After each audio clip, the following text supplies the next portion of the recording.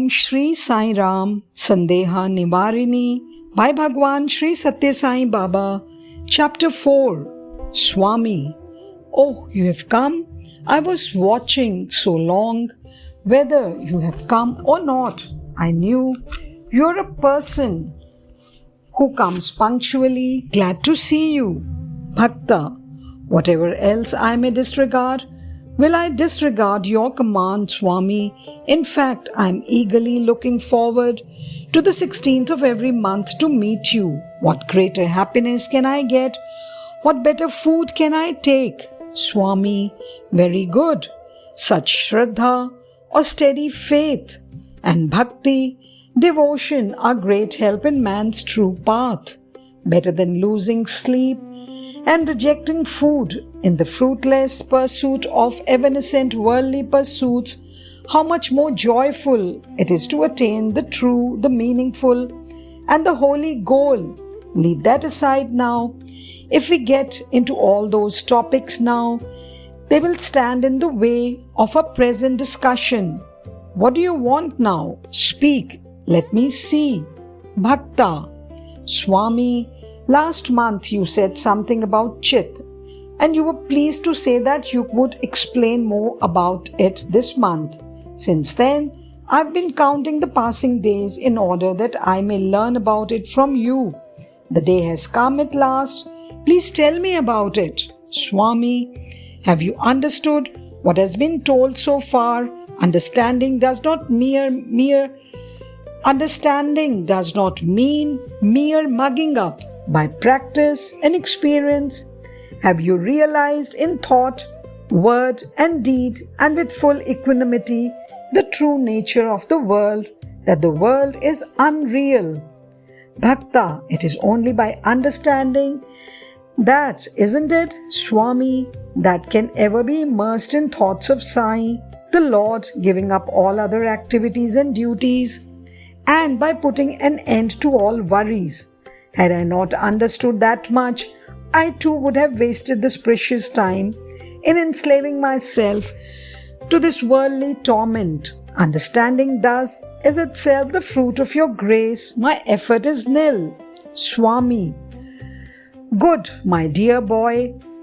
How sad will the Roit be if the seeds he has planted do not sprout and yield harvest? So too, if the seeds of Satyak, words of true wisdom, Satyavak, words of true wisdom, that I sow do not come up as good saplings and give good harvest, I too will be affected. On the other hand, if they grow well and fructify into a harvest of ananda or bliss, how happy I would be. That is my food. This is the seva or service you should do to me. There is nothing higher than this. Without flinging away the good words and truth spoken for your sake, if you practice them and derive joy therefrom, the essence of that joy is my food. If you just act according to my words and put them into practice, I will gladly tell you more. Whatever may be the number of the things you ask, when what is said is allowed to deteriorate without being put into use, if people come and ask me to speak and speak again, what is it to be said? If all start practicing as you are doing, the world will not have any troubles. Untruth will not manifest at all. Bhakta, Swami, to practice the divine words too, the Lord's grace is the basic need just as for everything else. Without that, nothing can happen. It is ever present, as you said, just as the sun is hidden by clouds. Grace can be obstructed by the dark clouds of I and mine, that is ahamkaram and mamkaram. But these can be overcome by practice and discipline. That is why, if we understand well the meaning of what we hear and follow, it is so easy. This is my experience. I do not know of others. Swami. True. What you say is correct. You have understood it well. Without grasping the meaning, if various other interpretations are given, that distorts truth. And if a wrong interpretation is imputed, it even falsifies the truth. So, if proper care is taken to understand the meaning clearly, practice becomes easy. Now consider this. Are all born at the same time? Do all die at the same time? Similarly, the highest wisdom will dawn in this person or that at different times. Ignorance will envelop in this person and that at different times.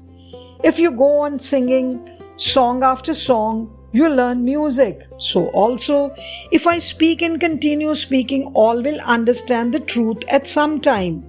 It is not my dharma to keep silent because people are not understanding. To such, it must be communicated once, twice, and more times if necessary. Bhakta, Swami, we are like lumps of iron. The Lord is like the magnet. Both are related to each other, but if that lump of iron has to be changed into an article of use in God's hands, it has to be repeatedly heated in the fire of anxiety and beaten by the hammer of pain, so that it may obey and respond. So, in order to shape lumps of iron like us into instruments, you have to take much trouble. You have said that this is your mission. Now please tell me about the Chit, which you mentioned last month. Swami, yes, Chit has also another name, Shuddha Sattva, that is pure consciousness. It is as opposed to the Malina Sattva or the covered consciousness, as Vidya is to Avidya. Covered consciousness is inherent in the pure as much as darkness is inherent in light. Since many words are spoken, don't get confused, my dear boy. Vidya, Avidya, Jnana, Ajnana, Shuddha, Sattva, Malina, Sattva all indicate the same idea, not different ones. I shall ask you another question. Have you heard the word, the opposite of Prakriti? Bhakta, I have heard the word, Swami. When I studied grammar, I learned that the opposite of Prakriti is Vikriti. Swami, what does Vikriti mean? Bhakta, Vikriti means Vikaram, changed, transformed, derived. Agni is the original. Agi is the derived word. So too, Jama is derived from Yama, Janana from Yajna, and so on. Swami, so also the Lord's Prakriti is known as Vidya, and its derived or lower form of Vikriti is known as Avidya. For Vidya or Shuddha Sattva, Avidya or Malina Sattva is the lower form. Bhakta, how is that, Swami? Vidya is effulgent in the Lord and Avidya is apparent only because of Vidya. What is to say, the universal cosmic principle which is in the Lord and the Avidya Shakti or the power of ignorance that makes this universal principle appears as individual different from individual by the external characteristics of name and form. The appearance of individuals is caused, are inseparable entities. In essence, the Lord is the only original existence. That is, therefore, that one existence is the basis or foundation for the universal and the particular, the totality as well as the apparent parts. This is what you meant, isn't it, Swami? Swami, yes. That is why the Lord is referred to as Satya or truth, and Brahman, that is Satya, is Akantha, Akhanda or indivisible. It is Advitya or unparalleled.